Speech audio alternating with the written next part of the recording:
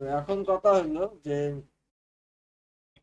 এখন এই ম্যাথ গুলা খুবই সহজ, ইজি পিজি ম্যাথ, একদম ইজি পিজি ম্যাথ, খুবই সহজ। বাট আমরা ম্যাথ গুলা একটু একটু দেখবো, মানে আমি ফুল শীট ধরে নিয়ে চলে আসছি, কারণ আজকে তো সব আমি করাই দিব না, এখন তো রিভিশন চলছে, যার কারণে আমি কিন্তু ওই আশপাশ দিয়ে একটু একটু করে করবো। যাই হোক, এখন আসো করা আমরা শুরু করি। এখানে আমাদেরকে কি দেওয়া আছে দেখো, একটা হাইড্রোজেন অক্সিজেন দ্বারা গঠিত একটা যৌগ আছে, হাইড্রোজেন আর অক্সিজেন, আর তার সাথে কার্বন আছে। দেখো ফার্স্টে দেখো কি আছে, একটা আছে কার্বন, একটা আছে হাইড্রোজেন, একটা আছে হলো আমাদের অক্সিজেন। আচ্ছা, তো এখন আহ সবচাইতে লক্ষণীয় যে বিষয়টা, একেবারে মনোযোগ দাও, সবচাইতে লক্ষণীয় বিষয় হলো এখানে কার্বন হাইড্রোজেন আর অক্সিজেনের কথা বললেও এখানে আমার শুধু কার্বন আর হাইড্রোজেন দেওয়া আছে, আর কিছু দেওয়া নেই। তো প্রথমেই আমার এটা চোখে বেঁধে গেল যে শুধু হাইড্রোজেন আর কার্বনের জিনিস দেওয়া আছে, আর কিছু দেওয়া নাই। তার মানে কি প্রশ্ন ভুল আছে? অবশ্যই প্রশ্ন ভুল নাই। প্রশ্নে কি সমস্যাটা দেখো, এই, হ্যাঁ, আচ্ছা, তো এখানে শতকরা সংযুতির কথা বলা আছে, তার মানে আমাদের কার্বন, হাইড্রোজেন এবং অক্সিজেন এই সবগুলো শতকরা সংযুতি করলে আমার 100% হবে, তাই তো? তার মানে কার্বন যদি আমার থাকে 40, আমার হাইড্রোজেন যদি থাকে 6.67, তাহলে অক্সিজেন কত থাকবে আমার? 100 থেকে, 100 থেকে এই জিনিসটা, এই যে এই দুইটা পাইছি না, এই দুইটাকে আমরা বিয়োগ করলে আমরা অক্সিজেন কয়টা কত আছে আমরা সেটা পেয়ে যাব, বুঝছো? অক্সিজেন কত আছে আমরা কিন্তু সেটা পেয়ে যাব। আশা করি বুঝছো। এখান থেকে অক্সিজেন আছে কত সেটা আমরা পেয়ে যাব।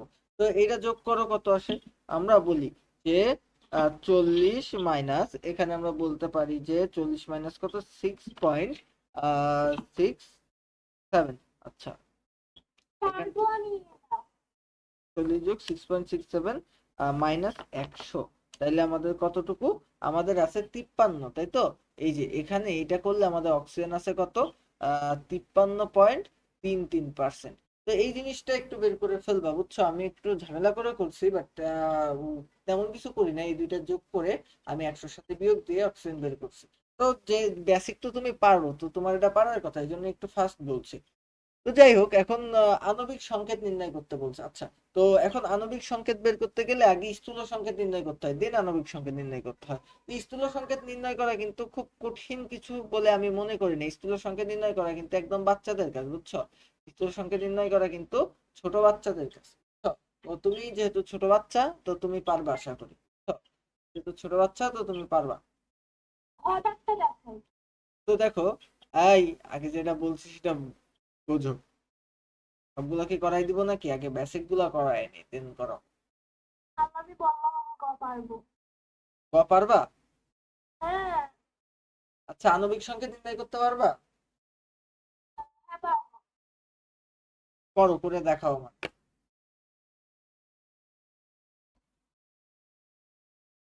তবে এটা না করে আমি বুঝতে পারছি এর অ্যান্সার কি হবে, তাও করো। আচ্ছা, তার আগে করা লাগবে না, করা লাগবে না। তুমি বলো 180 পারমাণবিক ভর কোন কোন কার্বন, হাইড্রোজেন আর অক্সিজেন দ্বারা গঠিত কোন যৌগের তোমার হচ্ছে পারমাণবিক ভর 180, দেখি বলতে পারো কিনা।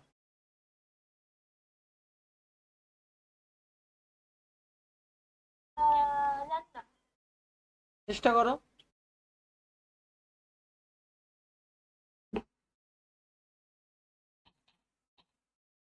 এই, চ্যাট জিপিটি রে বলছো? একদম নাকের পরে ঘুষি মারবো।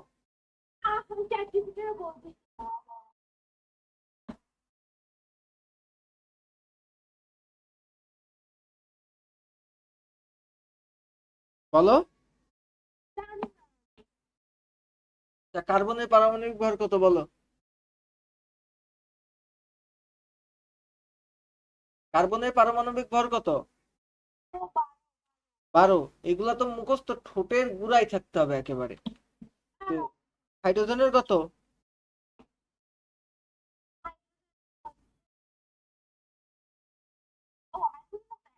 হ্যাঁ, এক না, হাইড্রোজেনের একের পরেও আরো কিছু আছে। আচ্ছা, অক্সিজেনের কত?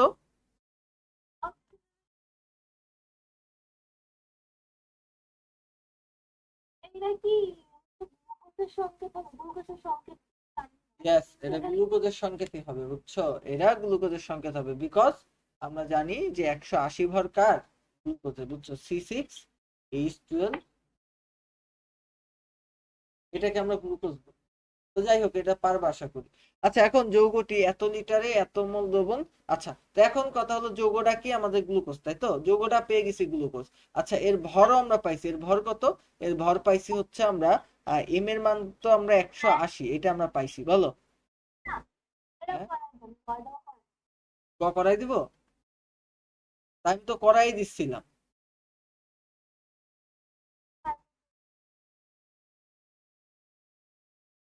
মাঝে মাঝে একটু কম বুঝতে হয়।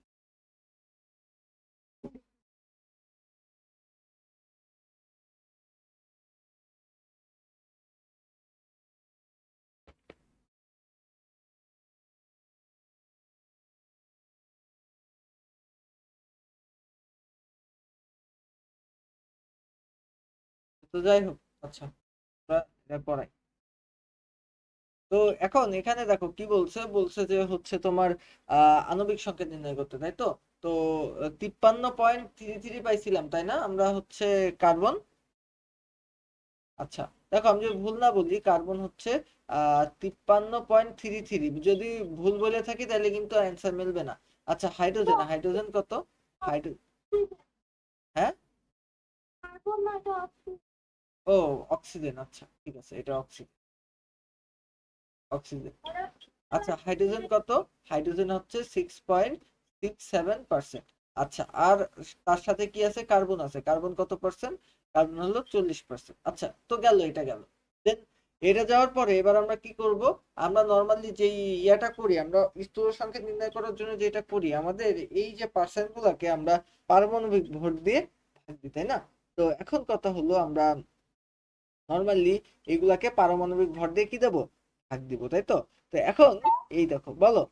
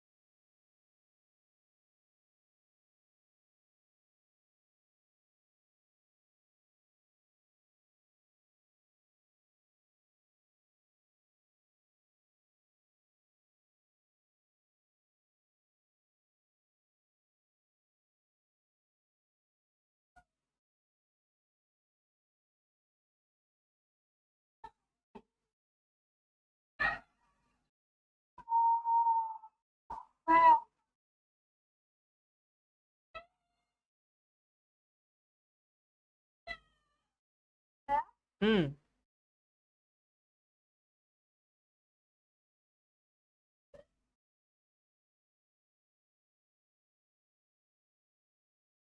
এখন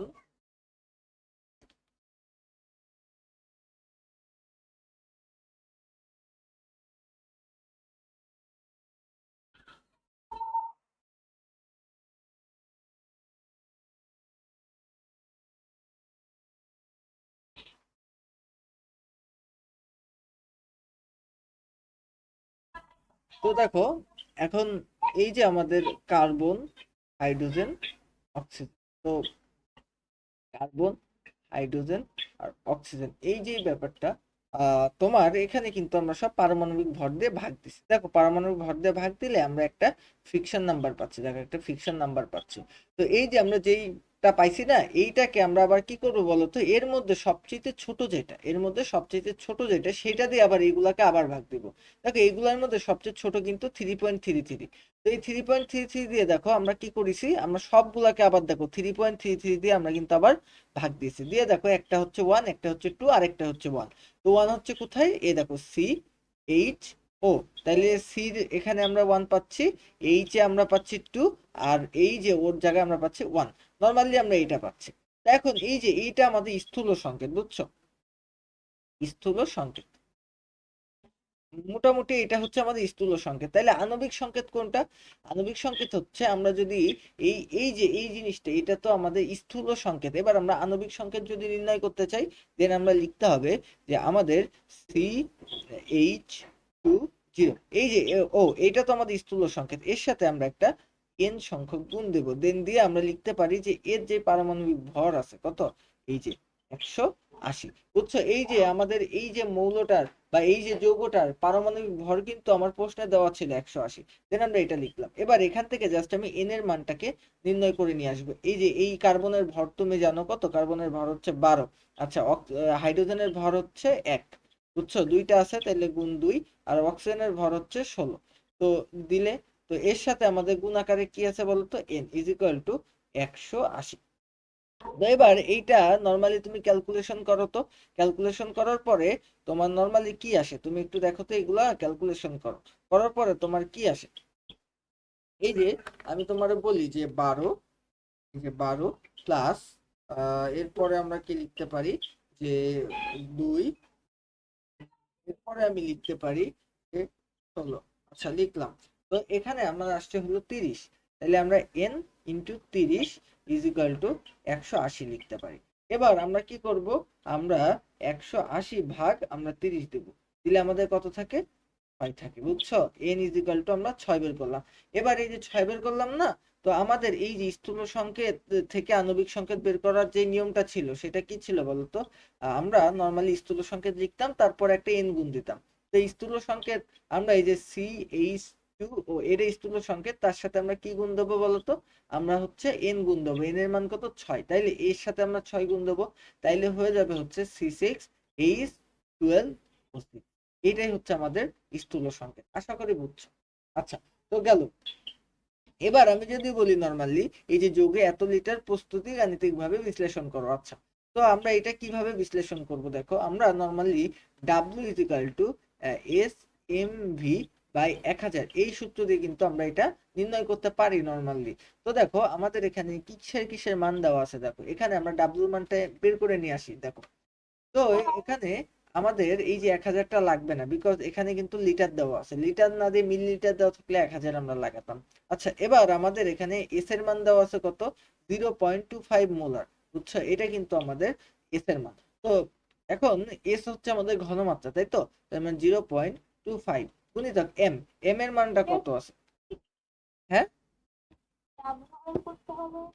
হ্যাঁ, আমাদের এইটা প্রস্তুতি বের করতে বলছে না, তো এই ক্ষেত্রে আমরা ডাব্লু বের করি নরমালি। আচ্ছা, তো এম এর মান তো 180 তুমি জানো। আচ্ছা, তো এখন এখানে আমাদের ভি এর মান কত, ভি এর মান তো এখানে দেওয়া আছে, সেটা হলো 2.75 লিটার। তো এইটা যখন গুণ দিবা তখন কিন্তু তুমি পেয়ে যাবে কত, দেখো 0.25 গুণিতক, বলো 180 গুণিতক 2.75, 123.75, বলো। 1000 দিলাম না, কারণ এখানে তো এটা লিটার আছে, বুঝছো, এই জন্য 1000 দিইনি, এটা মিলিলিটার থাকলে 1000 দিতাম। আচ্ছা, তো মিলছে, আমার সাথে মিলছে 123.75, বুঝছো কিনা।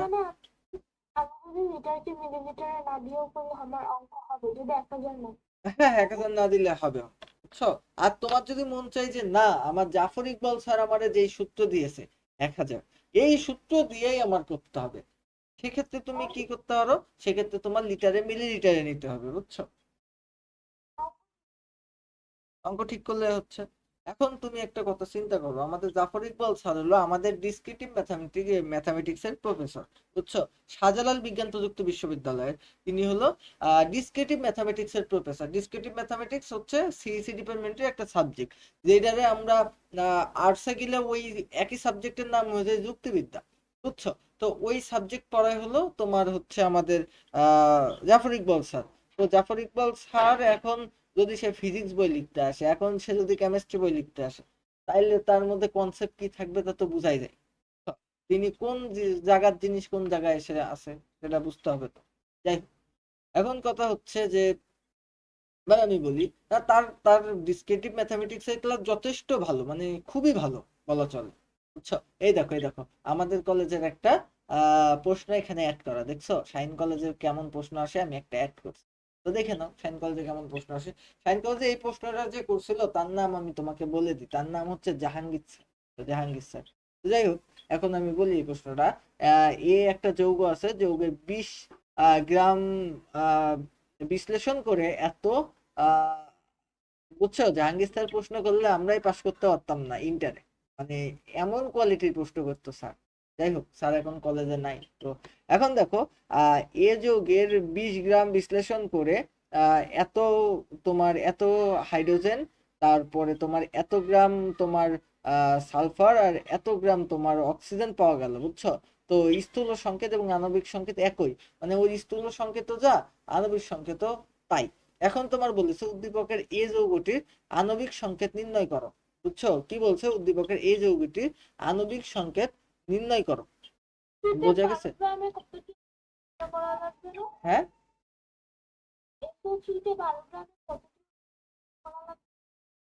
এটা তো খদাগ, ও খদাগ তো আমি তো দেখছি না খদাগের। আচ্ছা, তো আমি বলি তাইলে, স্থূল সংকেত কাকে বলে পড়ে নিবা, দেন আমি বলি SO3 যৌগের 12 গ্রামে কতটি অণু আছে। আচ্ছা, এটা করাই দেবো, এটা করাই দি তাইলে। আচ্ছা, তো আমরা কি জানি বলতো, আমরা জানি হচ্ছে W/M is equal two N/Na। Normally আমরা কিন্তু এইটা জানি। তো এখন কথা হলো যে, বলো। দেখো, পরীক্ষা কালকে হওয়ার একটা পসিবিলিটি হালকা আছে, এবং না হওয়ার পসিবিলিটি একটু বেশি আছে।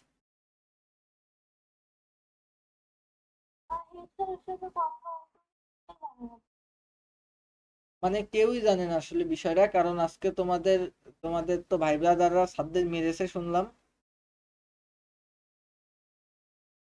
ওই ইয়েতে তোমার ওই জেলা স্কুলের ছেলে মেয়ে শুনলাম, ছেলেরা শুনলাম যে সাদ্দাই মেরেছে। এখন স্যাররা এই নিয়ে খুব ক্ষিপ্ত শুনলাম, এ নিয়ে লেখালেখি হচ্ছে পেপার টেপারে। তো এখন স্যারদের তারা মেরেছে, এখন স্যাররা তাদের বিরুদ্ধে আইনানুগ ব্যবস্থা নেওয়ার চিন্তা ভাবনা করছে। অভিভাবকদের মাপ চাইতে হবে, না আইনানুগ ব্যবস্থা নেবে, এরকম শোনা যাচ্ছে।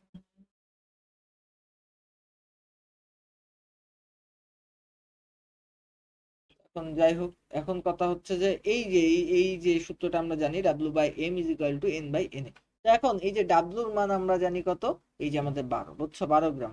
আচ্ছা, এম এর মান কত, এম এর মান তুমি বের করো, দেখো এম এর মানটা বের করে দাও তো নিশাত, এম এর মান বের করে দাও আমাকে।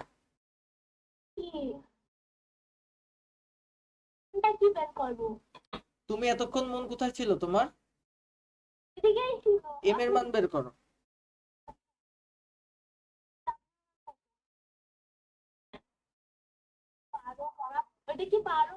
হ্যাঁ,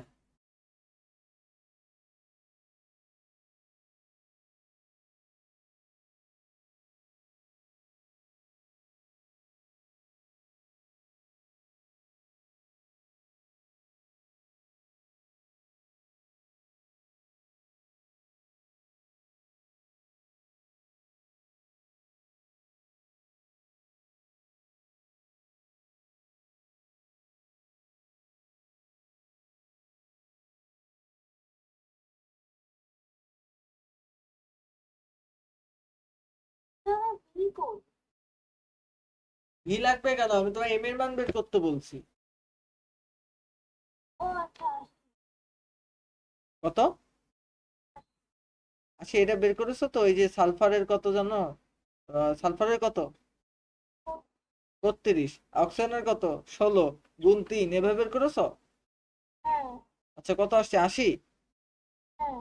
আচ্ছা, তো এন, আচ্ছা, তো এন এর মান আমরা বের করতে হবে যে কতটা অণু আছে, তাই তো? আচ্ছা, এটা বের করতে হবে। এবার আমি যদি বলি যে এখানে আমার কথা হচ্ছে যে এবার আহ এই জায়গাটায় আমি এন এন এর মান দেব হচ্ছে 6 পয়েন্ট অ্যাভোগাড্রো নাম্বার কি 6.023, তারপরে এই বলো না কেন? হ্যাঁ, 6.023 ইন্টু 10 টু দি হ্যাঁ, পাওয়ার, বলছি যে এখানে সূত্রটা কি W/M = N/N? হ্যাঁ, N/N টা এন বাই এন, এই এন হচ্ছে তোমার অণুর সংখ্যা, কতটা অণু আছে, আর এই এন এ হচ্ছে অ্যাভোগাড্রো নাম্বার, বুঝছো? আচ্ছা, তো এখন কথা হলো যে ভাইয়া এখানে যদি একটা জিনিস লেখা থাকতো যে এখানে যদি অণু না লিখে যদি পরমাণু লেখা থাকতো, তাহলে বড় কিন্তু, হবে। হ্যাঁ, তাহলে কিন্তু এখানে একটা ছোট্ট চেঞ্জ আসতো। চেঞ্জটা কি জানো? এই জায়গাটাই, এই যে এন এর আগে এইখানে কয়টা পরমাণু আছে সেটা বসাইতে হতো, একটা, আর এখানে তিনটা, তাহলে চারটা, তো এখানে আমরা তখন 4 বসাইতাম, বুঝছো? এখানে তখন আমরা 4 বসাইতাম যদি পরমাণুর কথা বলতো। যেহেতু অণুর কথা বলছে আর কিছু করা লাগবে না, এবার ডাইরেক্ট তুমি এন এর মানটা বের করো, এখানে এন এর মানটা বের করো, দেখো কত আসে। আহ আমি ক্যালকুলেটরে করি। আহ আম, 12 × 6.023, আচ্ছা,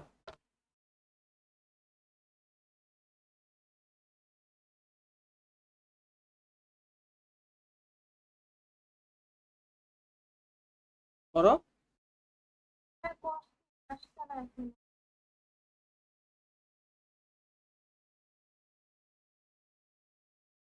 এত দেরি লাগে? আপনারও কি দেরি হয়? হ্যাঁ, ক্যালকুলেটর একটু দেরি হয়। কি ভাবছেন? কিচ্ছু খাচ্ছি না।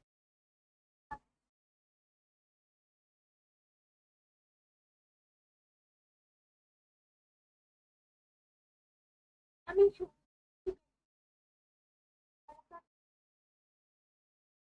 তুমি কি পেরেছো এটা বের করতে, তাই কও। না, এখন আসছে। আসছে না?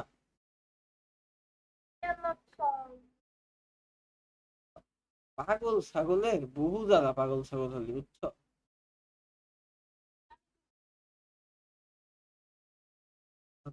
কিন্তু তোমার আমার ক্যালকুলেটরে সলভ হয়, দেখতে পাচ্ছ?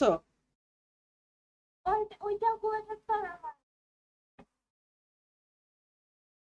তো এখন কথা হলো কি করব, যখন এই এই এই সামান্য একটা জিনিস তোমার ওইভাবে তোমার ওই ইয়া করতে হয়, মানে এক্স এর মান ধরে করতে হয়, ছাগল কনকের এভাবে করতে হয়। 12 × 6.023 গুণ 10⁻23 ইজ ইকুয়াল টু, আমাদের এইটা আসছে ডিভাইডেড বাই 80, সমান সমান আমাদের আসছে 9.034 গুণ 10⁻22। দেখো অ্যান্সার মিলছে কিনা, এই দেখো নাইন আমি পয়েন্ট জিরো থ্রি ফোর গুণ 10⁻22, বুঝছো? আমি বুঝলাম। ওরে পাগল, আমি আগে দেখো এই যে এই দুইটারে গুণ করে নিছি, এই যে এই পাশে পাঠায়, তারপরে 80 দিয়ে ভাগ করেছি, মানে এই এরকম আমি করেছি, মানে কি আর বলবো নিশাত, এগুলো সব মাথার মধ্যে চোখের দেখাই হয়ে যাবে, এগুলা চোখের দেখাই হয়ে যাবে, তারই না হয় তুমি সায়েন্সে পড়ো, নাইলে তুমি ইয়া, মানে কি বলবো, তাইলে তোমার আর্টসের মধ্যে পার্থক্য কি? আর্টসের ছেলেমেয়েরা অঙ্করে ভয় পায়, তুমি যদি অঙ্করে ভয় পাও তাহলে হইলো কিছু? তো আমরা অঙ্করে ভয় পাই না অবশ্য। আপনি কথা অনার্স করলেও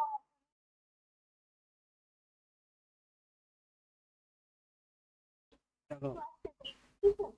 ক্লাস তো রেকর্ড হচ্ছেই, আমি তো অঙ্করে ভয় পাই না, এই কথা যে আমি বললাম, এই আমার ভার্সিটির ছেলেপিলে এই কথা শুনলে তো আমার বিপদ আছে সামনে। আমি নিজেই তো ক্যালকুলাস বুঝি, যাই হোক, ব্যাপার না। তো এখন কথা হলো যে এই যে আমাদের যে, এই আমরা বুঝি না তাই কি, আমি কি ভয় পাই নাকি? আমি নাই বুঝতে পারি কিন্তু আমি ভয় পাই না। দেখ, 30 গ্রাম তোমার ওই যে আমাদের SO3 কে তোমার 290 গ্রাম সালফিউরিক অ্যাসিডের সাথে বিক্রিয়া করলে আমাদের 66.75 গ্রামের বেশি উৎপাদ পাওয়া সম্ভব নয়। যুক্তি সহ ব্যাখ্যা করো, বলো। আমি বলছিলাম আপনার কি মাথায় ঘুরছে? আপাতত মনে হয় দেখো, এখন কথা হচ্ছে, দেখো আমাদের এই যে SO3 কে আমাদের যদি সালফিউরিক অ্যাসিডের সাথে বিক্রিয়া করাই, তাইলে আমাদের হচ্ছে 66.75 গ্রামের বেশি উৎপাদ পাওয়া সম্ভব নয়। আচ্ছা, তা আমরা আগে একটু দেখার চেষ্টা করি, এই দুটারে আগে বিক্রিয়া করো। SO3, বুঝছো, SO3 তার সাথে তুমি বিক্রিয়া করাও H2SO4, এই দুইটারে তুমি নর্মালি বিক্রিয়া করো। দেখো এই দুইটারে বিক্রিয়া করাইলে নর্মালি কি আসে, দেখো এখানে আমাদের নর্মালি বিক্রিয়া করালে কি আসে বলতো। এখানে দেখো এই জায়গাটাই ভালো করে দেখো, এই যে এই দুইটারে আমরা যদি বিক্রিয়া করাই, তাইলে আমাদের আসে হচ্ছে H2SO7। আমাদের কি আসে H2SO7। এই বিক্রিয়াটা কিন্তু একটু হালকা একটু ইম্পর্টেন্ট আছে, তো এটা একটু দেখে রাখো। তো আমার এই দুইটা বিক্রিয়া করালে H2SO7 পাই। তো এখন কথা হলো যে আমাদের এই সালফিউরিক অ্যাসিড, বলো। H2S2O7 না? হ্যাঁ, H2SO7। তার বলছে আচ্ছা সরি, H2SO7 এটা পাই। আচ্ছা, তো এখন কথা হলো যে আমাদের এই যে আমাদের সালফিউরিক অ্যাসিড আছে, আর এখানে আমাদের যে তোমার SO3 আছে, এই যে এই দুইটা এলিমেন্ট আছে। তো এখন এই দুইটা এলিমেন্টের আমাদের পারমাণবিক ভর আমরা জানি, দেন এটার 98 আর এটার 80, এটা তো জানি। তাহলে 98 গ্রাম বিক্রিয়া করে 80 গ্রামের সাথে, এই কথাটুকু তো আমরা বলতে পারি। বিক্রিয়া করে উৎপাদ তৈরি করে কত গ্রাম, আমাদের প্রশ্নটা কি? 174 গ্রাম। প্রশ্নটা পড়োনি তুমি? পরিসীমা বলেছে যে 30 গ্রামের সাথে বিক্রিয়া করবে হচ্ছে 290 গ্রাম, বুঝছো। 30 গ্রাম SO3 সাথে বিক্রিয়া করবে 290 গ্রাম H2SO4। এখন বিক্রিয়া করে এর বেশি উৎপাদ তৈরি করতে পারবে না, এটা তোমাকে প্রকাশ করতে হবে। এখন তুমি দেখাবা যে এই যে 30 গ্রাম এইটা, আর 30 আর 290 গ্রাম এইটা দিলে কত গ্রাম আসলে বা উৎপাদ তৈরি হয়, এটা তোমার দেখাইতে হবে। তো নর্মালি আমি যে কাজটা করছি প্রথমে, যে আমাদের যে দেখো, এই যে আমাদের 98 গ্রাম আর 80 গ্রাম বিক্রিয়া করে আমাদের তৈরি করছে 174 গ্রাম। এবার আমরা নর্মালি ঐকিক নিয়মে যাব, বুঝছো। হ্যালো, বলো দিনাত, হ্যালো। জুস কই?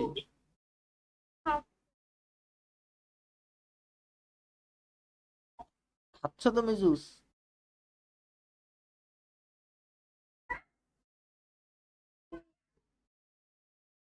আচ্ছা, তো এখন এই এদিকে দেখাও।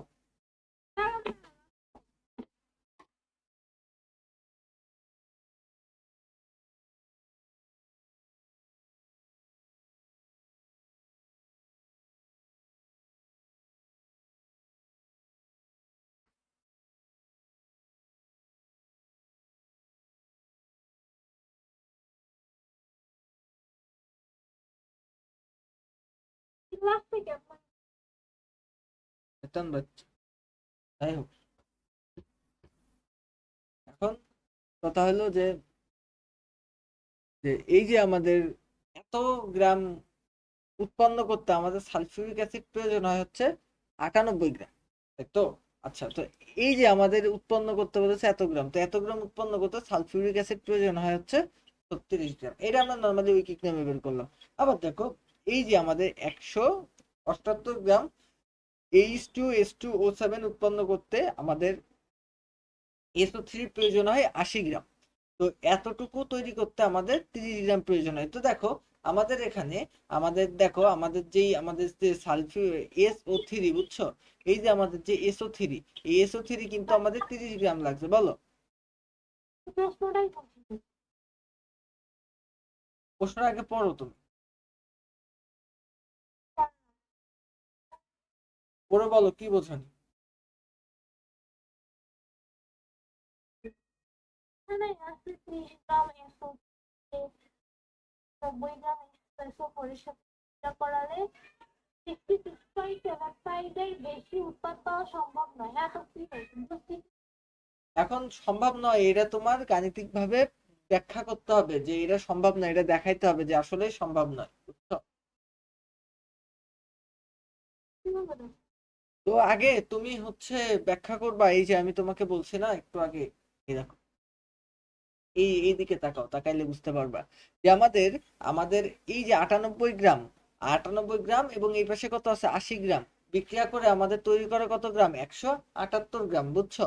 তার মানে আমাদের 98 গ্রাম H2SO4 আর হচ্ছে আমাদের 80 গ্রাম SO3, এটা বিক্রিয়া করে আমাদের তৈরি করছে কত, 178 গ্রাম H2S2O7, এটা তৈরি করছে নর্মালি। এখন কথা হলো আমাদেরকে দেওয়া আছে কত গ্রাম, আমাদেরকে উৎপন্ন করতে হবে, বুঝছো? আমাদেরকে উৎপন্ন করতে হবে কত গ্রাম, এই যে এত গ্রাম, তাই না? 66.75 গ্রাম, তার বেশি যেন উৎপন্ন হবে না, এইটা আমাদের প্রমাণ করতে হবে। তাইলে আমাদের দেখতে হবে যে আসলে ওই 66.75 গ্রাম উৎপন্ন করতে আমার কতটুকু এলিমেন্ট লাগছে। তাইলে আমি প্রথমে এই যে আমরা নর্মালি কতটুকু উৎপন্ন করতে চাচ্ছিলাম, আমরা এই যে এতটুকু বেশি উৎপন্ন হয় না এটা ব্যাখ্যা করতে চাচ্ছিলাম বা এটা প্রমাণ করতে চাচ্ছিলাম, বাট আমরা পাইছিলাম 178 গ্রাম উৎপাদ, বা H2S2O7, এইটা তৈরি করতে আমাদের H2SO4, এটা কতটুকু লাগে বলো তো? এটা 98 গ্রাম লাগে, আমরা কিন্তু এই সমীকরণ থেকে পাইছি, এই সমীকরণ থেকে কিন্তু পাইছি। এখন তাইলে আমাদের কথা হলো এই যে 66.75 গ্রাম তৈরি করতে কতটুকু H2SO4 লাগে, সেটা কিন্তু নর্মালি ঐকিক নিয়ম দিয়ে আমরা বের করে ফেললাম, কত আমাদের 36.75 গ্রাম। আচ্ছা, তো এইটা গেল। তো এইটা যদি হয়, এবার আমি তোমার নর্মালি বলি যে 178 গ্রাম H2S2O7 উৎপন্ন হতে আমাদের SO3 প্রয়োজন হয় কত গ্রাম, 80 গ্রাম। এটাও আমরা কোথা থেকে পাইছি, এই সমীকরণ থেকে পাইছি। তাহলে আমরা বলতে পারি যে 66.75 গ্রাম, 66.75 গ্রাম তৈরি হতে, উৎপন্ন হতে আমার কতটুকু প্রয়োজন, তাইলে সেটা হচ্ছে আমাদের 30 গ্রাম, বুঝছো? সেটা হচ্ছে কত গ্রাম, 30 গ্রাম,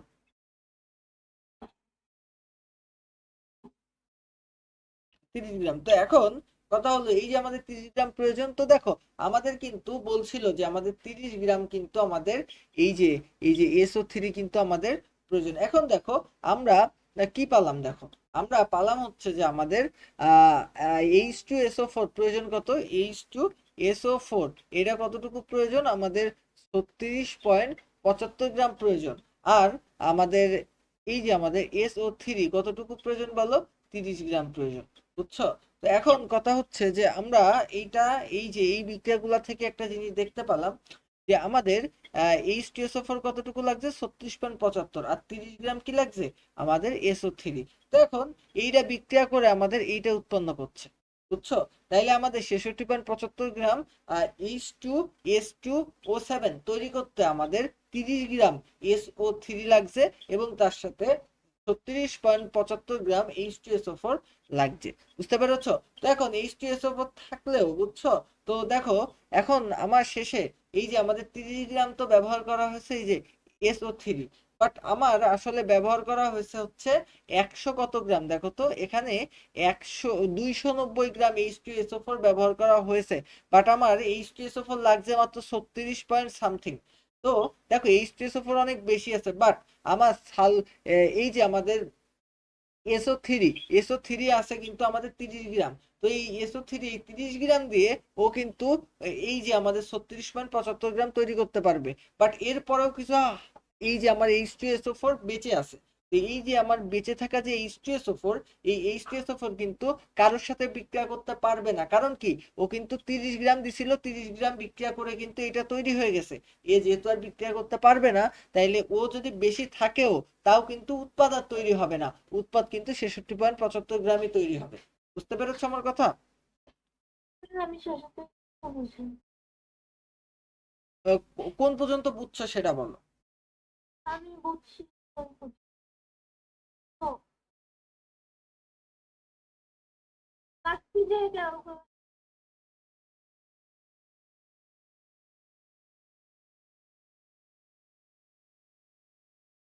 কোনটা?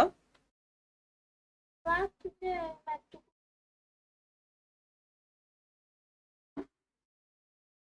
এই যে এই ম্যাথটুকু, আচ্ছা এই পর্যন্ত কি বুঝছো যে এই এত গ্রাম উৎপন্ন করে? পরের ম্যাথটা বুঝি। মানে আমি বলতেছি এখানে কি কাটছে ওইটাই আমি ঠিক করে আরে আমার চাচ্ছে হলো আমার দেখাতে হবে যে এই যে 30 গ্রাম SO3 এবং 290 গ্রাম H2SO4 বিক্রিয়া করলে 66.75 গ্রামের বেশি উৎপাদ পাওয়া যাবে না, এটা ব্যাখ্যা করতে বলেছে।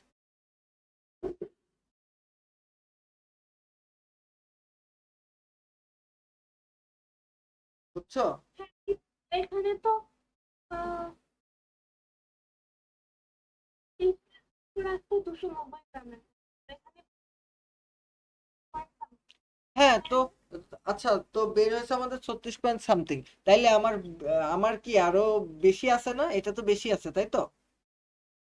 বাট আমাদের এই যে এসও থ্রি দেওয়া হয়েছিল 30 গ্রাম, বাট আমাদের 66.75 গ্রাম তোমার হচ্ছে বানাইতে 66.75 গ্রাম উৎপাদ তৈরি করতে কিন্তু 30 গ্রামেরই প্রয়োজন, তার কিন্তু বেশি লাগবে না, 30 গ্রামের প্রয়োজন। তার মানে এইটা কিন্তু পারফেক্ট আছে। তার মানে এই দুইটা যখন বিক্রিয়া করবে তখন দেখো এইটা বেশি থাকলেও এটা 36 পয়েন্টে কিন্তু আহ, এরা এই যে 30 আর 36 বিক্রিয়া করে কিন্তু কাট অফ হয়ে যাবে। শেষে কি থাকবে? আমার কিন্তু কিছু H2SO4 থেকে যাবে। ওই H2SO4 কিন্তু আর উৎপাদ তৈরি করতে পারবে না, কারণ কি? ওর সাথে তো SO3 নাই, SO3 তো শেষ হয়ে গেছে। ও তো 30 গ্রাম প্রয়োজন ছিল, 30 গ্রামই তো শেষ হয়ে গেছে। দেন ও তো আর H2SO4 যদি তোমার আরো 10 লিটারও থাকে তাও তো কোনো লাভ হবে না, কারণ ও তো বিক্রিয়া করতে পারবে না, কারণ ও তো বিক্রিয়া করার জন্য কিছু নাই। বুঝছো এবার? হ্যাঁ।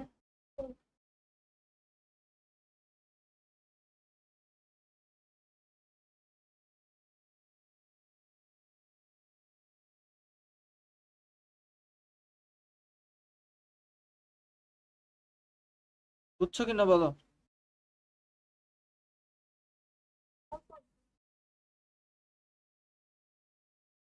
এবার বলেন না বোঝায় কি হ্যাঁ, না বুঝার কি আছে বলো। একটু বললাম, solve করবো। এবার কোন যে অল্প বোঝায় কি, অল্প বুঝার কি আছে তাই তো।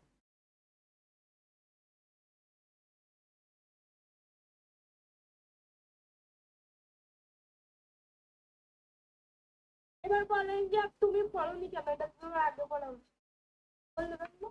করছিলাম না, না না আর করছি না।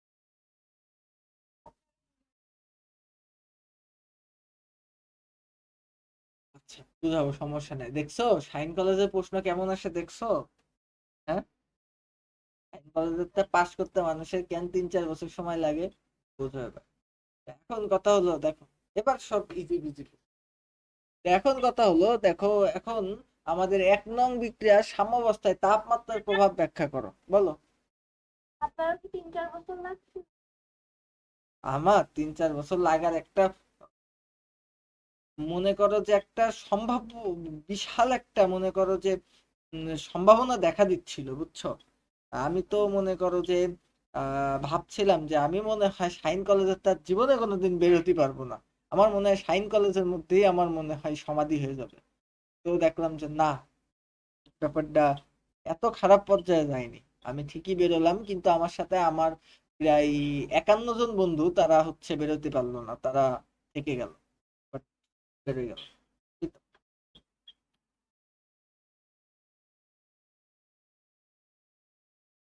তো এখন কথা হচ্ছে যে প্রতি বছর এরম 51-52 জন করে এরম রেখে দেয় ওরা।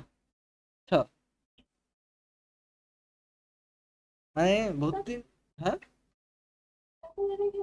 এটা ফেল করলে রেখে দেয়, পরীক্ষা দিতে দেয় না। এবং এই পরীক্ষায় বসতে দেয় না, বোর্ড পরীক্ষায়। বোর্ড পরীক্ষায় টোটালি বসতেই দেয় না ফেল করলে, টেস্টে। এবং এবং তুমি যদি একটা ক্লাস থেকে আরেকটা ক্লাসে ফেল করো তাহলে তোমার দুইটা অপশন দেবে, একটা হলো ওই ক্লাসে আবার থেকে যাইতে হবে, নাহলে টিসি নিয়ে বাইরে চলে যাইতে হবে। তো এরকম আমার একটা ফ্রেন্ড, এরকম একটা না আমার অনেকগুলো ফ্রেন্ড, বুঝছো, যে ফেল করার পরে তারা টিসি নিয়ে বাধ্য হয়ে চলে গেছিল কলেজ থেকে। কেন? তারা ওই ক্লাসে আর থাকবে না তাই। তো ফেল করেছে থাকবো না, এরকম অনেক। তো এখন কথা হচ্ছে যে আমরা পরের প্রবলেমে আসি। তো তো এখন কথা হলো যে এই যে পরের যে প্রবলেমটা 1 নম্বর বিক্রিয়া। এখন 1 নম্বর বিক্রিয়া দেখো এখানে আমাদের কি আছে, এখানে আমাদের এই যে আমাদের প্লাস 180 কিলো জুল দেওয়া আছে, বুঝছো? 180 কিলো জুল। আচ্ছা, তো প্লাস এখন বলো আগের অঙ্কটা আগের কোনটা? যেটা এটা অল্প অল্প বুঝছো বললে না? আচ্ছা, ক্লিয়ার হয়ে যাবে, সমস্যা নেই, তুমি চিন্তা করো না, ক্লিয়ার হয়ে যাবে। দেন আমি করাই দিব, ক্লিয়ার করাই দিব, সমস্যা নাই। আচ্ছা, তো এবার আমি তোমার বলি যে এই ম্যাথটা দেখো, যে 1 নং বিক্রিয়ার রাসায়নিক সাম্যাবস্থায় তাপমাত্রার প্রভাব ব্যাখ্যা করতে হবে, তাপমাত্রার প্রভাব ব্যাখ্যা করতে হবে।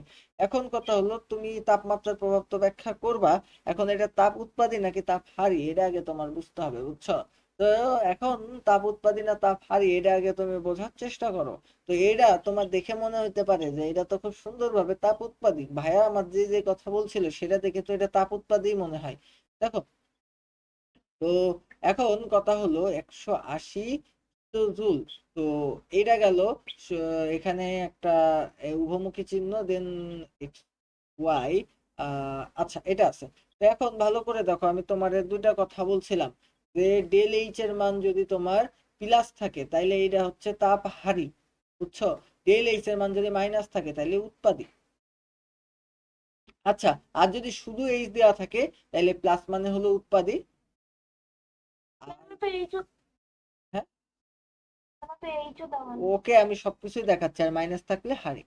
আচ্ছা, এবার যদি এই রকম থাকে, বুঝছো, এই রকম যদি তোমার বিক্রিয়ার সাথেই তাপ দিয়ে দেয়, যে এখানে দেখো উৎপাদের বিক্রিয়কের সাথে তাপ দিয়ে দিছে, বুঝছো? তো এই ক্ষেত্রে তুমি একটা সহজ বুদ্ধি অ্যাপ্লাই করো, এই যে এইটা তো তাপ তুমি বুঝতে পারছো তাই না? এটার এই পাশে নিয়ে গেলে কি হবে, মাইনাস না 180। তার মানে এটা তুমি বুঝতে পারছো যে এটা হচ্ছে আমাদের এইচ, এইচ ইজিক্যাল টু -180, তার মানে এটা অবশ্যই তাপ হারি বিক্রিয়া।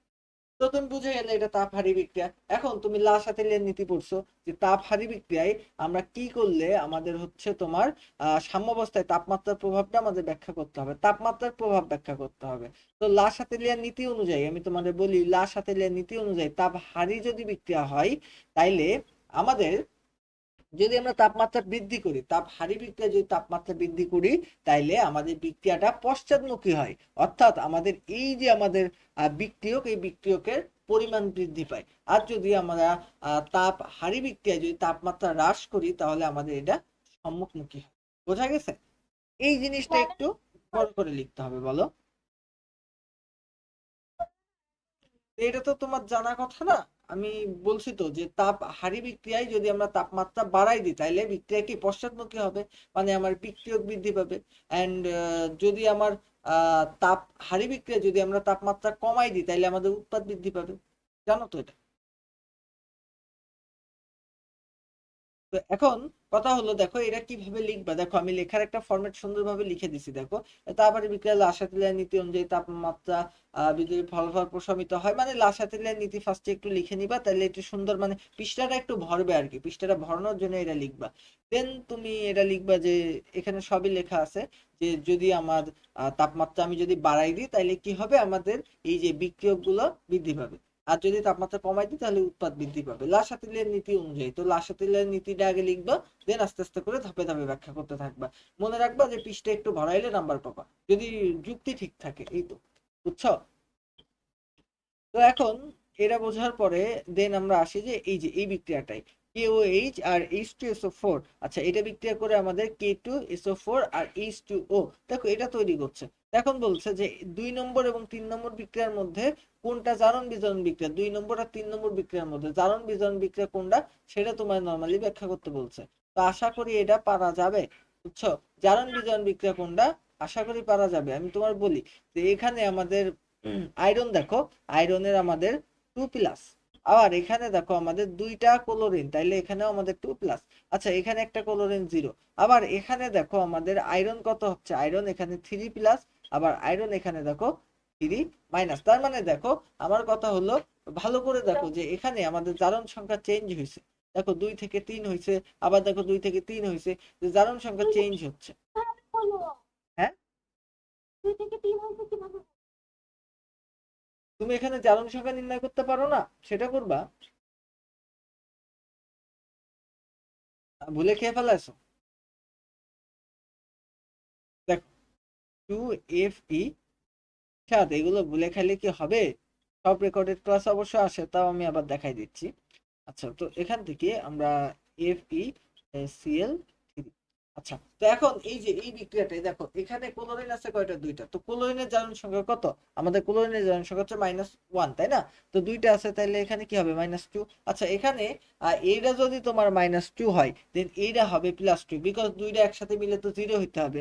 বিকজ তোমার একটা অণুর জারণ সংখ্যা তো 0 হয় সবসময়, সম্পূর্ণ একটা অণুর জারণ সংখ্যা কি হইতে হয়? 0 হইতে হয়। তাই এটা যদি তোমার -2 হয়, এটা অবশ্যই +2 হবে, কারণ দুইটা মিলে তো 0 হইতে হবে। আচ্ছা, তো গেল। আর এটাতে অটোমেটিকলি 0, বিকজ ও একা একা আছে, একা একা যা থাকবে সে হলো 0। বুঝছো? যার সঙ্গী নেই সে 0। আচ্ছা, তো এবার দেখো আমাদের ক্লোরিন, ক্লোরিন হচ্ছে আমাদের 3। বুঝছো? তার মানে এখানে আমাদের জারণ সংখ্যা কত বলো তো? -3। আচ্ছা, ক্লোরিনের জারণ সংখ্যা হচ্ছে -3। আচ্ছা, গেল -3। তাহলে আয়রনের জারণ সংখ্যা কত? +3। বুঝছো? হ্যাঁ, আচ্ছা।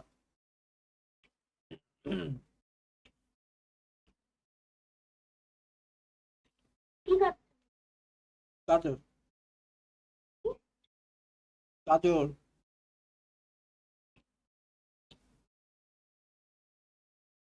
পেঁপেও আছে। টমেটো না কাঁচা? কাঁচা। হ্যাঁ, না, কি করলে তুমি? বলছি কাঁচা পেঁপে খাওয়া দাও। কাঁচা পেঁপে তো খুব ভালো একটা খাবার, সমস্যা নেই।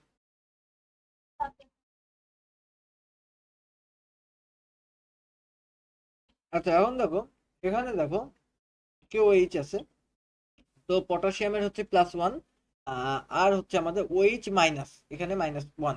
আচ্ছা, এখানে H2SO4, দেখো হাইড্রোজেনের আমার এখানে 2, তাই তো? আর এখানে আমাদের, এখানে আমাদের -2। আচ্ছা, তো গেল। এবার দেখো আমাদের KO2, দেখো আমাদের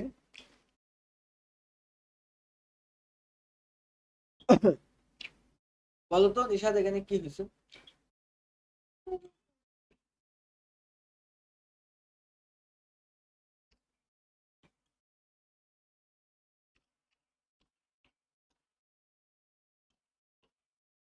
কি বলছো?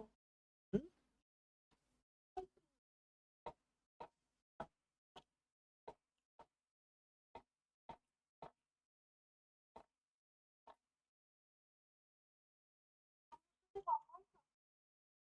কার সাথে? আন্টির সাথে?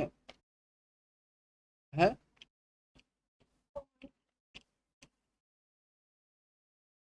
কি বলছো? বিষয়? আপনি কিন্তু বলছি কি বিষয় সেটা? কত কথাই তো বলে। ওই কালকে না। কই না তো, কেন তোমার কাছে বলছো? আমাকে আমি বলছিলাম। ও,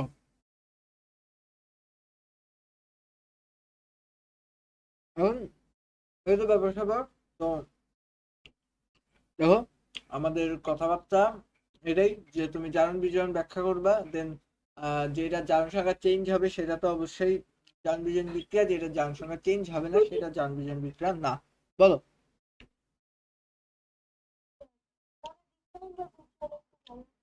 তো 2 নম্বর বলে দিতে হবে? আচ্ছা, বলে দিচ্ছি। এখানে আমি লিখি, দাঁড়াও বিক্রিয়াটা এক পাশে লিখি। কি? KOH আর H2SO4, বুঝছো? এটা প্রশমন বিক্রিয়া। প্রশমন বিক্রিয়া জারণ বিজারণ। বলো তো হয় কিনা? হ্যাঁ, শিওর তুমি? আচ্ছা, তাইলে তো ঠিক আছে, তাহলে তো তুমি পেরে গেলে। এটা বিক্রিয়া করো, তাহলে তুমি কি পাবা? K2SO4 এটা পাবা, প্লাস H2O এটা পাবা।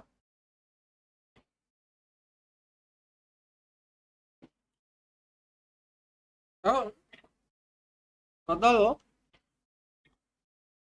এটা যে তুমি পাইলে, এবার এটা তোমার সমতা করতে হবে না? সমতা করার জন্য তুমি এখানে একটা 2 দিলে, দেন এখানে একটা 2 দিলে, সমতা হয়ে গেল। এবার দেখো জারণ সংখ্যা দুইটা সেম। তো দুইটা জারণ সংখ্যা এবার কিন্তু সেম হয়ে যাবে।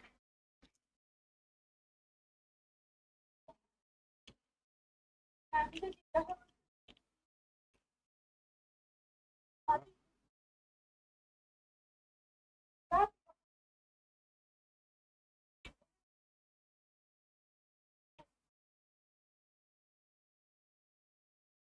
বুঝছো? তাইলে আমাদের এই যে বিক্রিয়ায় এই বিক্রিয়াটা জারণ বিজারণ বিক্রিয়া না। আচ্ছা কেন? তো এই বিক্রিয়াটা দেখো, সুন্দর বিক্রিয়া।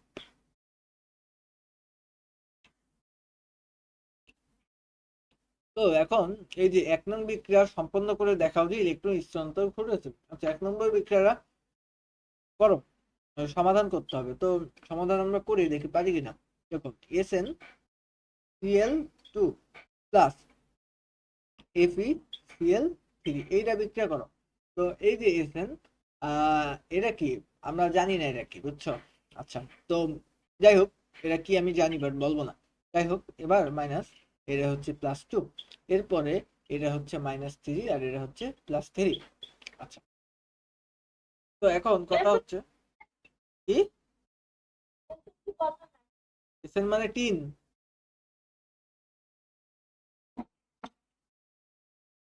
আর মনে করে যে আমি একদম কিছু পারি না, যেই বলেছি যে আমি পারি বলবো না, মনে করছে ভাইয়া পারে না, এমনি এমনি ফাউ কথা বললো। আমি বলেছি আপনারে অসুস্থ আন্দাজে এত কিছু এবার দেখো, এবার এই দুইটা বিক্রিয়া হবে। কারণ এই দুইটা যদি বিক্রিয়া হয়, তাহলে তোমার বিক্রিয়া হলে কি তৈরি হবে বলো? এখানে আমাদের এই যে এফি হচ্ছে প্লাস, মাইনাস হচ্ছে আমাদের সিএল, তাহলে আমাদের তৈরি হবে FeCl2। নর্মালি এটা তৈরি হলো। আর তারপরে কি তৈরি হবে? SnCl4। নর্মালি এটা তৈরি হলো। সব তো এটা তৈরি হলো, তারপরে এটা সমতা করো বলো। নর্মালি এটা তুমি সমতা করে ফেললে, দেন সমতা করলে কিন্তু হয়ে গেল, খেলা কিন্তু ফাইনাল। বলো। এসেনশিয়াল ফোর কেন হবে? 4 কেন হবে? ভালো প্রশ্ন। দেখো, আমাদের Sn এর যোজনী 4, তাই তো। হ্যাঁ, আয়রনের এখানে 2 যোজনী ব্যবহার হচ্ছে। হ্যাঁ, Sn আয়রনের যোজনী কিন্তু 3ও হইতে পারে, 2ও হইতে পারে। Sn এর 2ও হইতে পারে, 4ও হইতে পারে। তো এই তো ব্যাপার স্যাপার গুলো ছিল। তো এবার তুমি জারণ বিজারণ ব্যাখ্যা করবা যে এরা কত ছিল, এরা এরা কত ছিল, এরা তো, এরা জারণ বিজারণ হচ্ছে অবশ্যই। তো 2 নম্বর বিক্রিয়া, 2 নম্বর বিক্রিয়া দেখো তো। বিক্রিয়াটি বিভিন্ন ধরনের বিক্রিয়া দেখায়, মানে 2 নংটি ভিন্ন ধরনের বিক্রিয়া দেখায়। এই বিক্রিয়াটা দেখো তো, AlCl3 প্লাস H2O, এটা এটা কি তৈরি করছে? AlCl3 H2O। তো এখানে তৈরি করবে হচ্ছে, ভাইয়া, বলো। এখানে জারণ বিজারণ মানে কি পরিবর্তন? কোনটাই? আয়রনের যোজনী তো সেই হচ্ছে আয়রনের ক্লোরিনের যোজনী তো চেঞ্জ। আয়রনের জন্য চেঞ্জ হচ্ছে কিনা বলো। হ্যাঁ, ক্লোরিনের দেখো, এখানে চেঞ্জ হয়েছে, এখানেও চেঞ্জ হয়েছে। এইটার সাথে এইটা তুলনা করো, দেন এইটার সাথে এটা তুলনা করো, দেখো চেঞ্জ। তুলনাটা কি? ওরে বাবা, এটা 2 না, এরা কত, এখানে কত 4 না, আবার এখানে 3, এখানে 2, তো চেঞ্জ হয়েছে না? লিখবা কিভাবে সেটা তো খুব সুন্দরভাবে গুছাই গাছা এখানে আমি লিখে দিছি। এটা কি আমার কাছে শোনার দরকার আছে? এই দেখো কি সুন্দরভাবে লিখে দাও।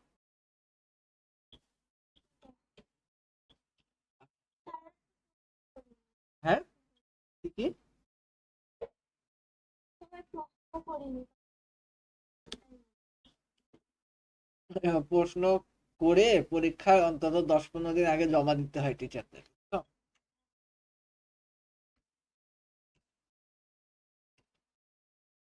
চাপ নিও না, কালকে পরীক্ষা হওয়ার একটা সম্ভাবনা আছে, বিকজ অভিভাবকরা যে পরিমাণ খেপেছে।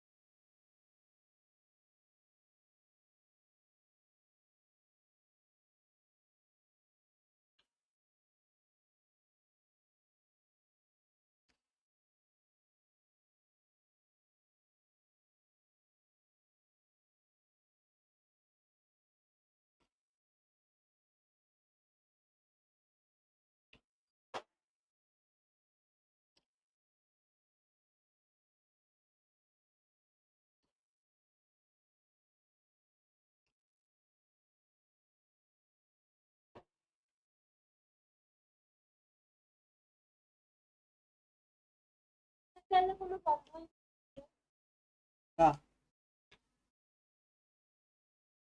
ও, আমি তো পড়াচ্ছি তাই না? হ্যাঁ, মন দিয়ে খাচ্ছি আমি আমি ভুলে গেছি যে আমি পড়াচ্ছিলাম, তুমি কথা না বললে আমার মনেই পড়তো না যে আমি পড়াচ্ছি। তো যাই হোক, আমার কথা হলো যে দেখো, এই যে আমাদের এই বিক্রিয়াটা এল Cl3, বুঝছো? প্লাস H2O, মানে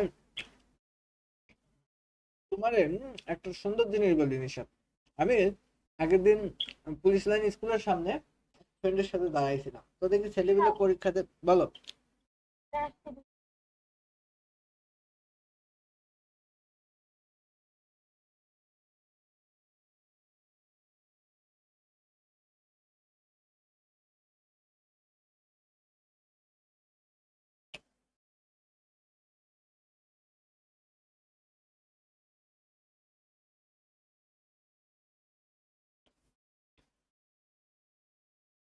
বলেন, তো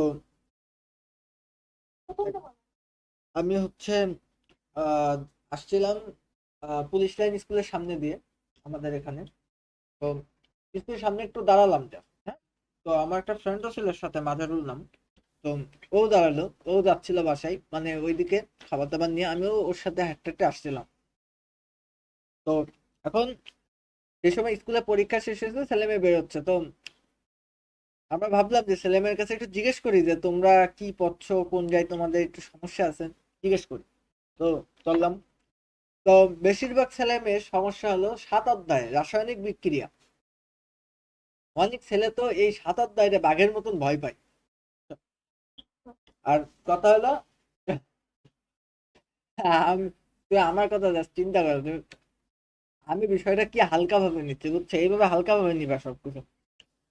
আমি কি কিভাবে পড়াচ্ছি তোমারে, জাস্ট মনে করো যে গাজর চাবাতে চাবাতে পড়াচ্ছি এই ভয়ঙ্কর একটা চ্যাপ্টার। তো ভাবো যে ওই আয়ত্তটা কোন জায়গাটায় থাকতে হবে তোমার, এটা চিন্তা করো। তো এখন কথা হলো এই এটা বিক্রিয়া করাও জাস্ট, এটা বিক্রিয়া করাইলে এটা কি পাবা, প্লাস মাইনাস। আচ্ছা, এখানে এখানে তুমি H2 না লিখে লিখতে পারো হচ্ছে H প্লাস আর OH মাইনাস, এটা লিখতে পারো নর্মালি। তো এখন এই যে আমাদের এইটার সাথে এটা বিক্রিয়া করলো আর এইটার সাথে এটা বিক্রিয়া করলো, দেন কি তৈরি করলো, Al OH3, এটা প্লাস, এবার আমাদের বিক্রিয়া করলো হচ্ছে HCl, এইটা তৈরি করলো, নর্মালি এইটা তৈরি হয়, বুঝছো? আচ্ছা, নর্মালি আমাদের এইটাই তৈরি হয়। তো এখন এই বিক্রিয়াটাই দেখো আমাদের এক্স এর জায়গায় আমরা বসাতে পারি LOH3। তো অ্যালুমিনিয়াম আর জরুরি তিনটা এখানে বসালাম। তো এখন মূল সব সব কথার এক কথা হচ্ছে, তো এই বিক্রিয়াটার নাম কি এটা জানতে হবে। বিক্রিয়াটার নাম হচ্ছে তোমার আদ্য বিশ্লেষণ বিক্রিয়া। বিকজ পানির সাথে বিক্রিয়া করে পানি তৈরি হয় নাই, বুঝছো? পানির সাথে বিক্রিয়া করে পানি তৈরি হয় নাই। যদি পানি তৈরি হতো তাহলে এর নাম ছিল পানি জ্বলন বিক্রিয়া। বাট যেহেতু পানি তৈরি হয় নাই, তাই এর নাম আদ্য বিশ্লেষণ বিক্রিয়া। এটা আমি কিন্তু করাইছিলাম, খুব সুন্দর করে করাইছিলাম, এই দেখো,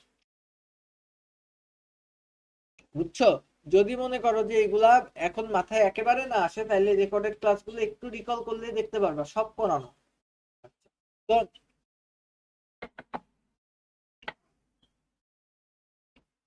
দেখো, এই যে বন্ধন শক্তি নির্ণয়ের যে ব্যাপারটা, তোমার আমি বলি বন্ধন শক্তি নির্ণয়ের যে ব্যাপারটা, এখানে দেখো আমাদের কার্বন এবং অক্সিজেনের বন্ধন শক্তি নির্ণয় করতে বলছে। আচ্ছা, তো আমাদের বিক্রিয়াটা কি দেখো, গদাগের যে বিক্রিয়াটা সেটা হলো নর্মালি CH8, এরপরে 5H2, এই যে তারপরে এরা একটা উভমুখী বিক্রিয়া, এখানে 3CO2 এটা তৈরি হয়েছে, তার সাথে হলো 4H2O এটা তৈরি হয়েছে নর্মালি। তো এখন কথা হলো তার সাথে মেলা শক্তি, মানে শক্তি তৈরি হয়েছে। আচ্ছা, তো এখন আমার সব কথার এক কথা হলো, দেখো এখানে কার্বন কার্বন এবং কার্বন হাইড্রোজেন আর কার্বন অক্সিজেন এবং অক্সিজেন, তোমার অক্সিজেন অক্সিজেন এবং অক্সিজেন হাইড্রোজেনের তোমার বন্ধন শক্তি দেওয়া আছে যথাক্রমে, দেখো এগুলা মান দেওয়া আছে। তো এখন নর্মালি আমার এটা বের করতে হবে যে কার্বন ডবল বন বা ডবল বন অক্সিজেনের বন্ধন শক্তি কত, এটা আমরা কিভাবে নির্ণয় করব। দেখো নর্মালি দিকে তাকাইলেই বুঝতে পারবা। তো আমাদের যে বিক্রিয়াটা ছিল সেই বিক্রিয়াটা কিন্তু নিম্নরূপ হচ্ছে, এই যে এটা। এখন আমরা যে কাজটা করব সেটা হলো, দেখো বিক্রিয়ায় তাপের পরিবর্তন বা ডেলএইচ এর মান কিন্তু আমাদের খাতায় দেওয়া ছিল কত, 2012 মাইনাস, তাই তো? ডেলএইচ এর মান কিন্তু ঋণাত্মক, বুঝছো? তোমার এখানে কিন্তু ঋণাত্মক দেওয়া নেই, বাট এখানে তোমার যেহেতু ডেলএইচ নাই সেহেতু এখানে প্লাস দেওয়া আছে। তুমি যখন ডেলএইচ হিসাব করবা তখন কিন্তু মাইনাস লিখতে হবে। আচ্ছা গেল, আমরা লিখলাম। আচ্ছা, তো এখন এই জিনিসটা লিখে আমাদের লাভ কি সেটা সব বিষয় নিয়ে কথাবার্তা বলবো। তো নর্মালি আমাদের যেই, বলো প্রশ্নটা কি? প্রশ্নটা তুমি দেখো নাই? দেখো,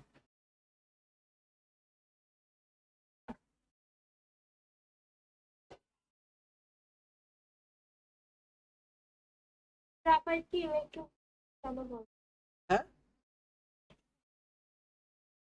নাম্বার করা, হুম, 6 নাম্বারটা করো। 6 নম্বর তো মুখস্থ প্রশ্ন, গ্রাফাইটকে কেন পরিবাহী বলা হয়? বিকজ গ্রাফাইট বিদ্যুৎ পরিবহন করে, ওটা কার্বন দিয়ে তৈরি। ব্যাখ্যাতে আছে, তুমি বুঝতে পারবা। 6 নাম্বারটা করো। গ 6 নাম্বার গ নাম্বার, হ্যাঁ, তো গ নাম্বার তোমার কি, এই যে কার্বন আর অক্সিজেনের বন্ধন শক্তি নির্ণয় করতে বলছে। কার্বন অক্সিজেনের বন্ধন শক্তি মানে কার্বন ডবল বন্ড অক্সিজেনের বন্ধন শক্তি নির্ণয় করতে বলছে, বুঝছো? বুঝছি।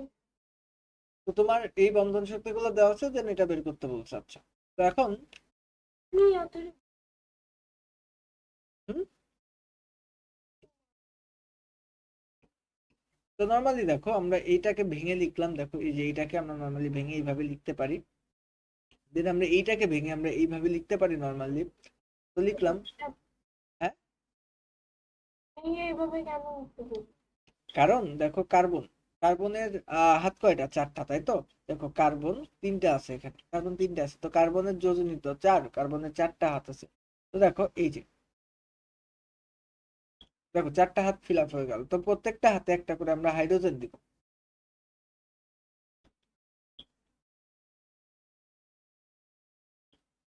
দিলাম হাইড্রোজেন। আচ্ছা, এরপরে আমাদের আছে 5টা অক্সিজেন, বুঝছো? তো অক্সিজেন কি কেমন থাকে বলো তো? আমাদের 5টা অক্সিজেন, তো অক্সিজেন নর্মালি কেমন থাকে, এই যে এইভাবে, বুঝছো? অক্সিজেনের এইভাবে থাকে, অক্সিজেনের যোজনী 2, তাই ওরা এইভাবে থাকে। আচ্ছা, তো নর্মালি এবার দেখো আমাদের এই যে আমাদের যেই carbon die oxide, carbon die oxide কেমন থাকে বলো তো? এই যে মাঝখানে একটা কার্বন, আর এই পাশে 2টা হাত, এই পাশে 2টা হাত। দেখো কার্বনের 2টা হাতে এর ধরেছে, আবার 2টা হাতে এর ধরেছে, ধরে নর্মালি কার্বন ডাই অক্সাইড তৈরি হয়েছে। তো তার আগে কত, 3 দিব, বুঝছো? তো 3 দিলাম। আচ্ছা, তো এখানে পানিও, পানিও এই যে এইভাবে অক্সিজেনের 2টা হাত, একটা হাত দিয়ে এইটা ধরেছে, একটা এইটা ধরেছে, 4টা ছিল, 4টা নর্মালি। এখন আমার কথা হচ্ছে, দেখো আমাদের কয়েকটা জিনিস দিয়েছে, যে কার্বন কার্বন বন্ধন শক্তি দিয়ে দিয়েছে, কার্বন হাইড্রোজেন বন্ধন শক্তিও দিয়ে দিয়েছে, অক্সিজেন অক্সিজেন বন্ধন শক্তিও দিয়ে দিয়েছে।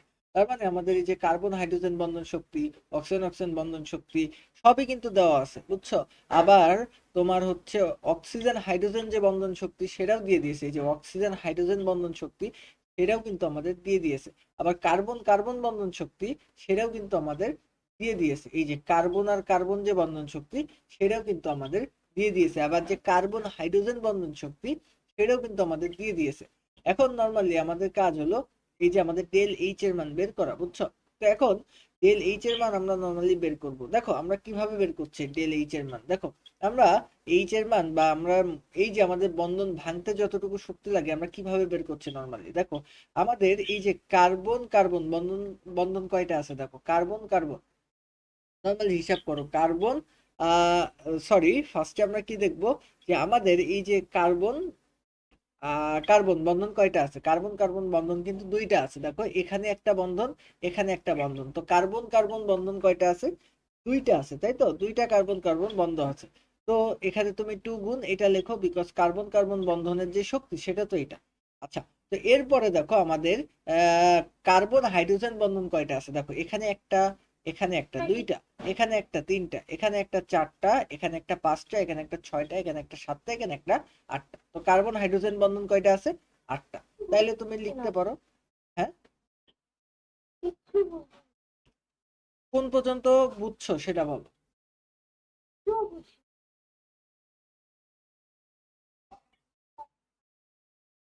হ্যাঁ, না, তুমি কিছু তো বুঝছো। কিছুই বুঝি না।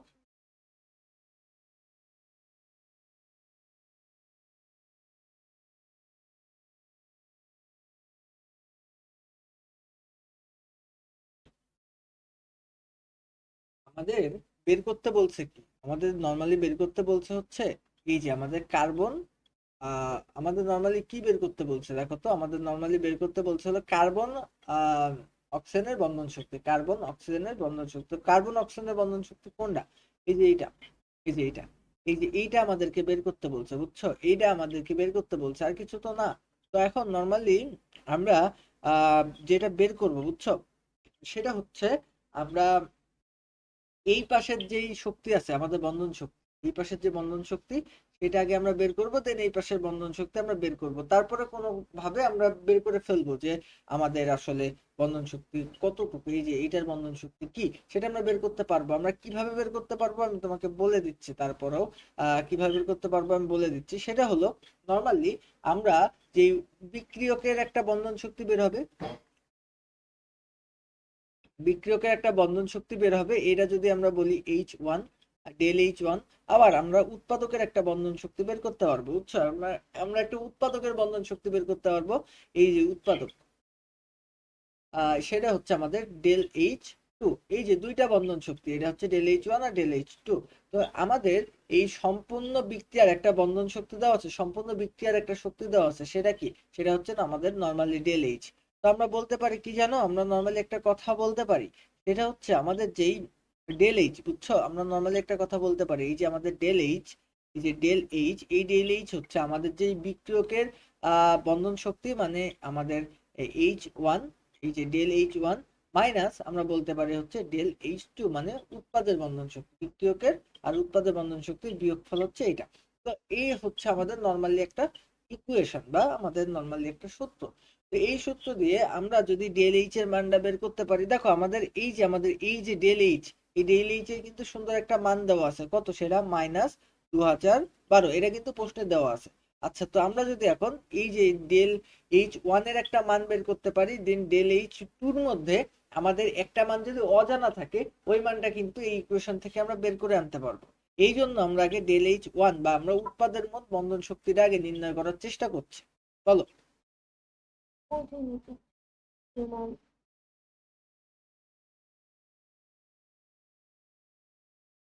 তুমি কি বুঝছো না সেটা তো আগে আমার একটু বলতে হবে যে তুমি কোনটা বোঝো না।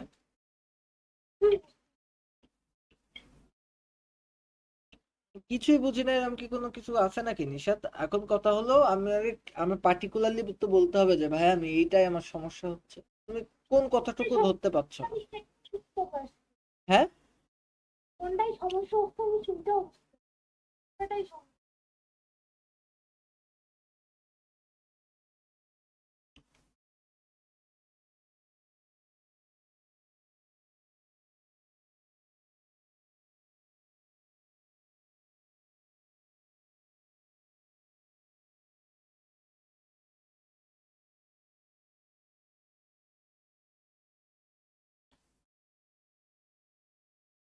দেখো আমাদের এই যে সম্পূর্ণ, এই যে এই জিনিসটা সম্পূর্ণ একটা ডেল এইচ এর মান দেওয়া আছে, তাই আমি না? জানি যে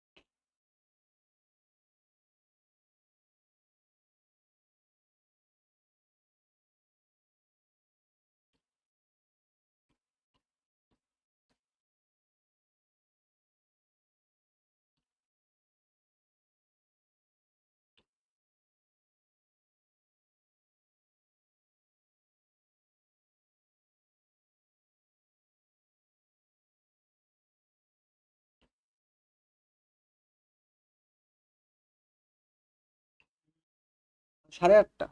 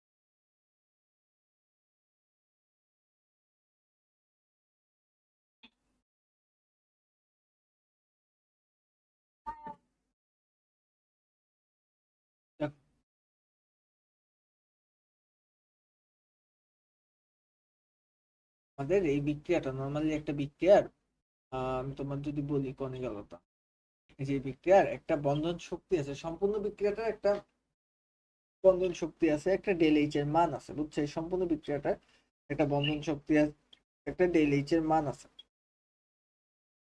এটা কত? হুম, এই যে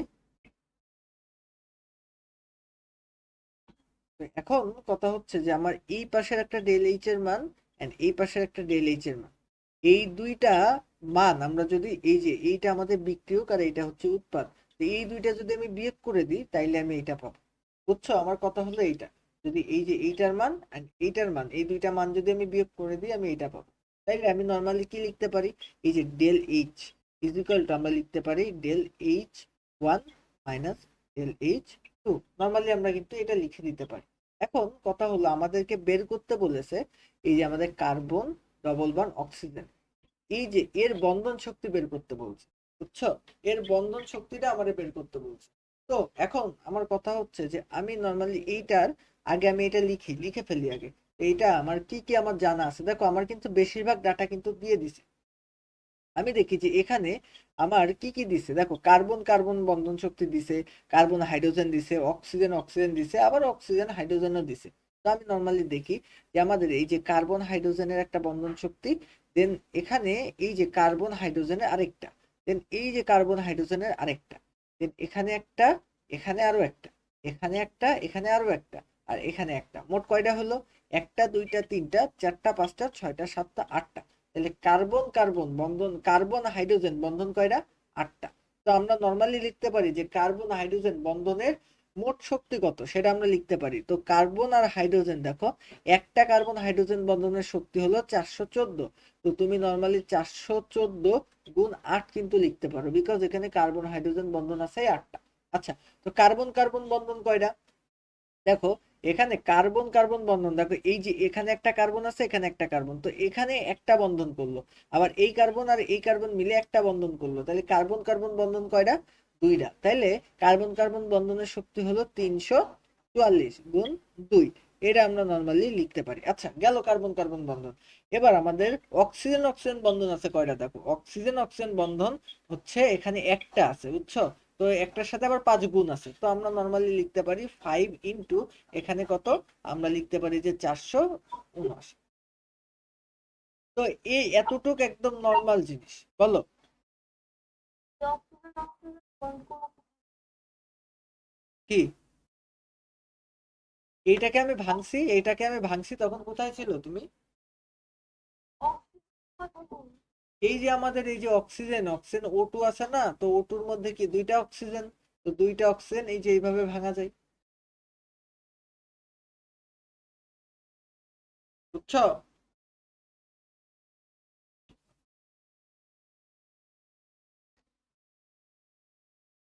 তো এইটা আমরা পালাম, তো এইটা পাওয়ার পরে দেখো কত কি আসে।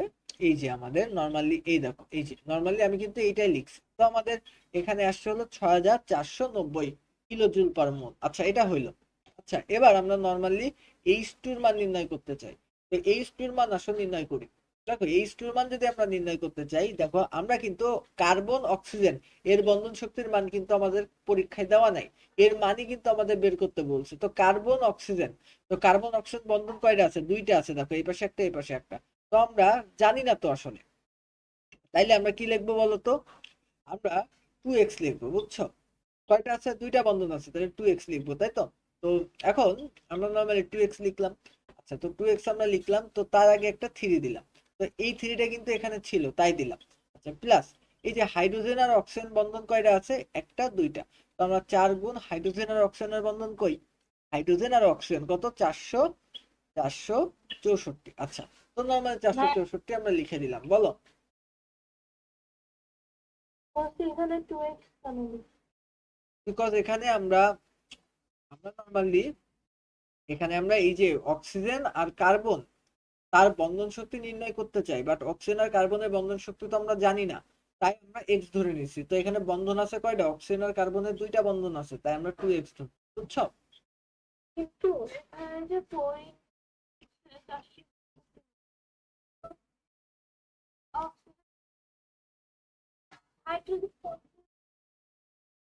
হাইড্রোজেনের সাথে হাইড্রোজেনের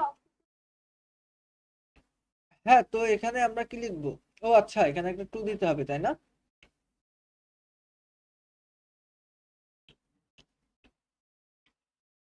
তো দেখো এই যে এই জায়গাটা কেমন হইলো দেখো, এই যে আমাদের নর্মালি বুঝছো, এই যে আমরা 6 6x and 8 464 এটা লিখলাম, লেখার পরে আমাদের নর্মালি এটা আসলো, তো এইচ টুর মান হলো এইটা।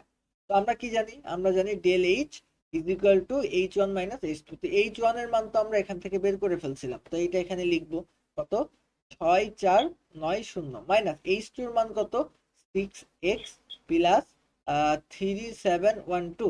দেন আমরা এখান থেকে কিন্তু নর্মালি এক্স এর মানটা বের করলেই কিন্তু হয়ে গেল আমাদের কার্বন বন অক্সিজেনের বন্ধন শক্তি কত। আশা করি বুঝছো। সেটুকু আরেকবার বুঝি। আমরা নর্মালি এই ডেল এইচ এর মান তো আমরা প্রশ্ন থেকে পাইছি এত। আচ্ছা, ডেল এইচ ওয়ান এর মান কত হবে সেটাও কিন্তু আমরা এখান থেকে বের করে ফেলছিলাম, এই যে এত। তো এখন হ্যাঁ, এবং ডেল এইচ টুর মান কত সেটা হলো এই যে এটা 6x প্লাস 3712। তো এটা লিখলাম, দেন আমরা এখান থেকে এক্স এর মানটা বের করে ফেললাম। তো এক্স হিসাবেই তো আমরা ধরে নিছিলাম এই যে এটাকে, যে এটাকে তো আমরা এক্স হিসাবেই ধরে নিছিলাম এই যে এখানে, কোথায়, এই যে এখানে এখানে এই যে এটাকে এক্স হিসাবে ধরে নিছিলাম না, তো সেটাই গেল।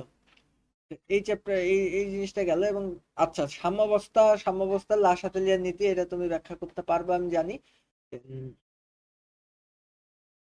আচ্ছা, তো এটা হচ্ছে ডাইসেল, ডাইসেলটা পড়বা বইয়ের থেকে, কি কি এখন পড়বা আমি বলে রাখি। ডাইসেল, ডাইসেলটা বই থেকে পড়বা। ডাইসেলের ব্যবহার, ডাইসেলের গঠন, আর ডাইসেলের অঙ্কন, বুঝছো? এই যে অঙ্কন, অঙ্কন এবং গঠন, গঠন এবং বিক্রিয়া, মানে ডাইসেল পুরোটুকি পড়তে হবে। আচ্ছা, তো ডাইসেল গেল। ডিআইএসএল এর পরে এই যে এইটা হচ্ছে আমাদের, আমরা যদি বলি যে এই যে তড়িৎ বিশ্লেষণ কোষ, বুঝছো? তড়িৎ বিশ্লেষণ কোষ এটা পড়তে হবে। তড়িৎ বিশ্লেষণ কোষ, তড়িৎ বিশ্লেষণ কোষ এটা বই থেকে পড়তে হবে। তড়িৎ বিশ্লেষণ কোষ বই থেকে পড়তে হবে। 8 অধ্যায়ে আছে এই জিনিসগুলা, বই থেকে পড়তে হবে। দেন এই যে আহ তড়িৎ বিশ্লেষণ কোষ পড়বা, বললে হচ্ছে আর তেমন কিছু পড়তে হবে না। দেন তো অন্য চ্যাপ্টারে চলে আসলাম। এটা অন্য চ্যাপ্টারে।